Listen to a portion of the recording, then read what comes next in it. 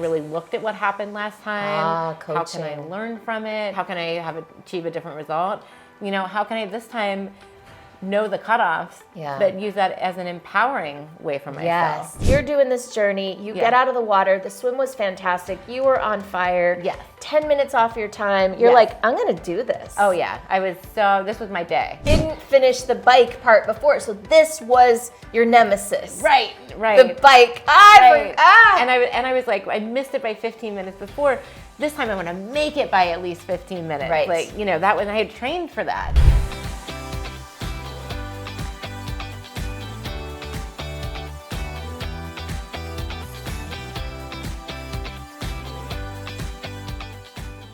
So I made my friend promise that night. My friend also was doing it for the first time, and she finished, and I went and watched her finish, and everything. And that night I said, we're doing this again. Because I'm going to finish. I didn't want to regret. I could have walked away. Yeah. And I could have said, hey, Ironman's hard. Yeah. I mean, most people won't even try an Ironman. That's right. Yeah. And so it would be fine for me to say, this is not my jam. A lot of people would have been like, that's cool. Totally get it. Yeah. I tried. You're off the hook. Yeah. And I was like, no. Like this, I want to finish this for me. That's right. This is just one step on the Ironman journey. Like, totally. It was part of the race. Leg one. Yeah. Here we go. So I took a year off. I kind of took a step back from it. Okay. And then I came back 2 years later. Completely different mindset. This time I did the group coaching. I also hired a one-on-one coach. Right. We really looked at what happened last time. Coaching. How can I learn from it? How can I achieve a different result?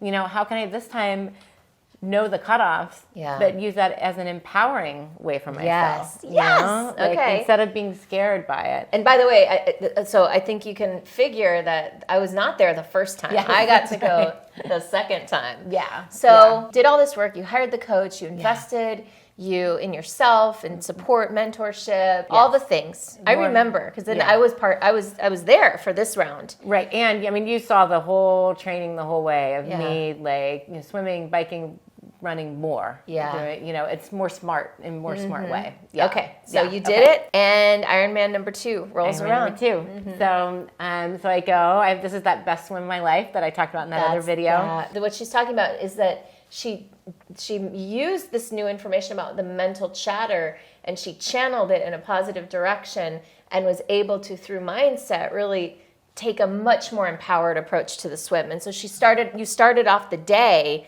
strong, as opposed to starting off the day from round 1, leg 1 of Ironman. You started off the day, with these disempowering thoughts. Right. So this time around, you were great. I remember you were just so excited. Oh, and I came out of the water, and I was just first of all, I shaved 10 minutes off my swim, which any swimmer knows that's a big deal. To shave off.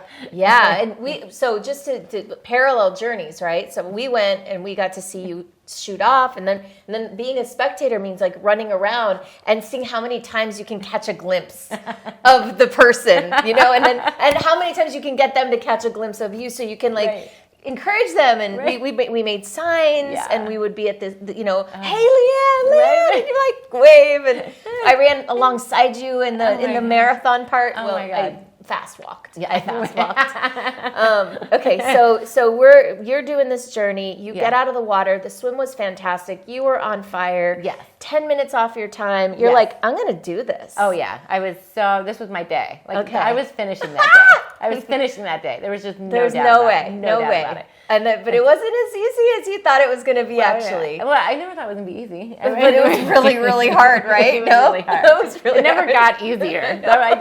I shed a few tears in training.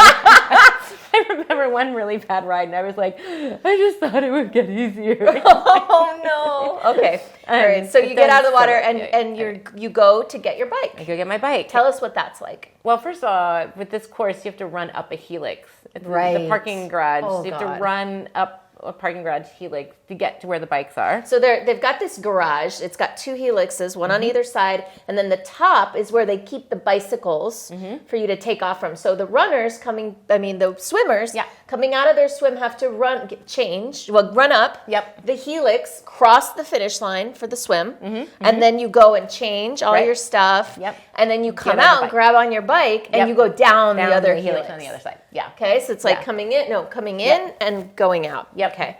And then you go ride your 112. Yeah, just 112 miles.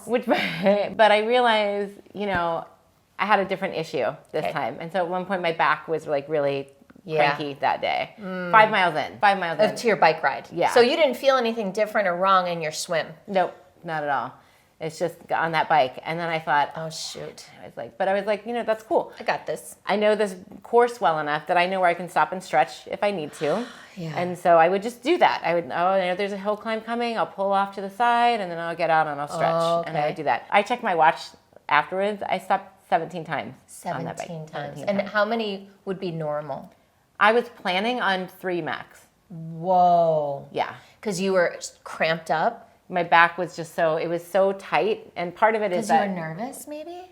It could be nerves. I have a little structural stuff going on at that time too. Okay. And it's just, that's an angle. The angle that you're on is just a really difficult angle to be on. So. Right. So your back kind of starts seizing up. Yeah. You're off your bike every so often. I remember this part. Yeah. I mean, we were like, she should be here by now. It's like, do we think maybe we missed her? Maybe she got ahead of us. It's like, no, there's no way. Yeah. Because everyone was so in tune for the bike. Yeah. And I told everyone, it's going to be an epic, when I finish that bike course in time. You didn't finish the bike part before. So this was your nemesis. Right. The bike. I forgot. And I was like, I missed it by 15 minutes before. This time I want to make it by at least 15 minutes. Right. Like, that was, I had trained for that. Yes. So I was like, yeah. And so I know I'm cutting it close. Right. I know time. I know whatever. She was cutting it really close. I didn't realize how close I was cutting it. Right. I thought I had like a 5-minute window. Which 5 minutes on a 112-mile bike ride is actually pretty small. Okay. If you think about it like that. True. But you time these things out, you plan but you'd stopped 17 times, 14 times more than you kind of expected to. Yeah. So you're running behind. Sure. But you don't know how behind. Right. Until I get to the bottom of the helix. And I was there. And the bike finishes at that top. And I knew how far she was. I knew exactly to the second how much time she had. And she said, which was under a minute. You have 1 minute. That's what she screamed.